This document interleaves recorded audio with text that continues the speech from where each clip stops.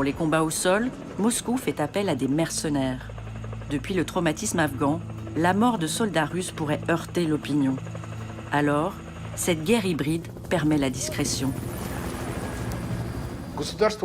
C'est avantageux pour l'État de mener une guerre hybride, d'envoyer des troupes hybrides, que ce soit dans l'est de l'Ukraine ou encore en Syrie. L'hybridité, c'est quand un État remplit ses fonctions, mais que personne n'en est responsable, à titre personnel. Sur la base de Khmemimine en Syrie, Poutine affirme « Les frontières de la Russie ne s'arrêtent nulle part ». Pour financer à moindre coût ses conquêtes, le maître du Kremlin peut s'appuyer sur un homme mystérieux, Yevgeny Prigojine. Surnommé le cuisinier de Poutine, il s'est enrichi en fournissant les cuisines du Kremlin et celles de l'armée russe. Un contrat qui l'a rendu milliardaire. À Moscou, Novaya Gazeta, un des rares journaux d'investigation, malgré les pressions et l'assassinat de 6 de ses journalistes, mène l'enquête sur Yevgeny Prigojine. Oligarque, homme d'affaires, il serait aussi le patron occulte du groupe Wagner, une société de mercenaires au service des intérêts du Kremlin et mise à disposition de Bachar el-Assad. Des mercenaires payés avec l'argent du pétrole syrien. C'est une personnalité très obscure, très louche et qui s'en délecte. Qui se délecte de pouvoir attaquer tout en disant « Mais ce n'est pas moi. Prouvez-moi que ce sont mes hommes. »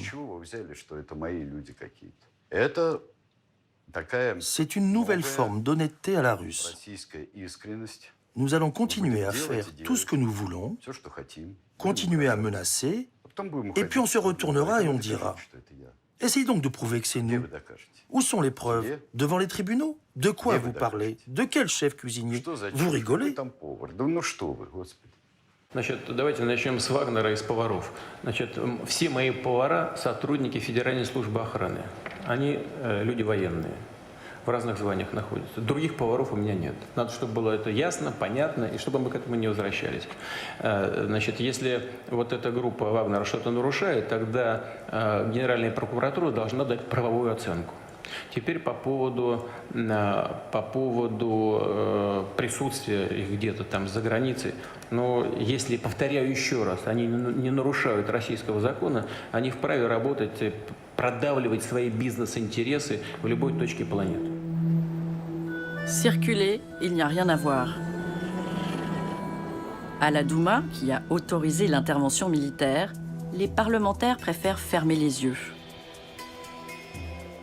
En 2 années de combat, Poutine a réussi à consolider le pouvoir de Bachar el-Assad, son allié, qu'Américains et Européens pensaient condamné. Au passage, le tacticien a renforcé ses positions. Le port de Tartous et la base aérienne de Khmemimine assurent la présence définitive russe et son rayonnement sur la Méditerranée. Une diplomatie du marteau, doublée d'une machiavélique entente avec les acteurs régionaux turcs, iraniens, saoudiens et israéliens. Sur la base aérienne de Khmemimine, accompagné de Bachar el-Assad, son obligé, Poutine, le chef de guerre, vient fêter la victoire et féliciter ses troupes. Товарищи, самое главное для военного человека, и мы с вами это хорошо знаем, это защита своего отечества, своего народа. Здесь созданы и на постоянной основе будут действовать 2 пункта базирования в Тартусе и здесь, в Хмимиме. И если террористы вновь поднимут голову, то мы нанесем им такие удары, которых они пока и не видели. La façon dont il crée cette surprise stratégique en arrivant en Syrie fait qu'on lui parle de nouveau, on le cherche, on négocie avec lui le destin de cette région et au-delà.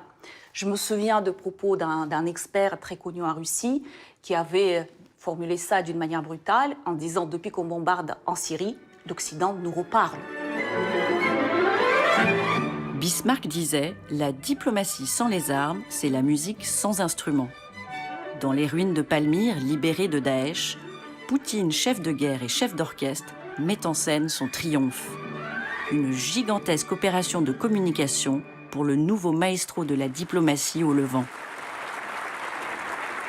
C'est vraiment une très grande réussite de Poutine, puisque je me souviens très bien que jamais l'Union soviétique n'a eu autant d'amis au Proche et Moyen-Orient. Elle est devenue un élément incontournable de toute négociation, de tout règlement de paix dans cette région du monde. Chiites et sunnites, tous saluent le partenaire russe. Hassan Rouhani l'Iranien, Mohamed Ben Salman le Saoudien et Benyamin Netanyahou l'Israélien. Poutine a gagné le respect du Moyen-Orient où les États-Unis régnaient en maître jusqu'à présent. Provocation jubilatoire, c'est à Damas en 2020 qu'il vient célébrer la victoire et Noël. Sur le plan international, l'intervention de la Russie en Syrie a montré au monde entier qu'il y a dans le monde un leader qui sait prendre ses responsabilités, qui a ses convictions, qui a ses amis, qu'il sait défendre. Fort de son succès en Syrie, Poutine regarde plus loin vers la Méditerranée. La Libye, c'est du sable, mais aussi beaucoup de pétrole. Une occasion unique de faire la leçon à l'Occident et à l'ONU, les responsables du chaos libyen aux yeux de Moscou. Но вы также хорошо знаете тех, кто довел до этого состояния. Россия была против использования в Ливии вооруженных сил, и резолюция Совета Безопасности, которая была принята по этому поводу, она запрещала бывшему руководителю Ливии Каддафи применять свою авиацию в отношении оппозиционных сил, вооруженных, кстати говоря.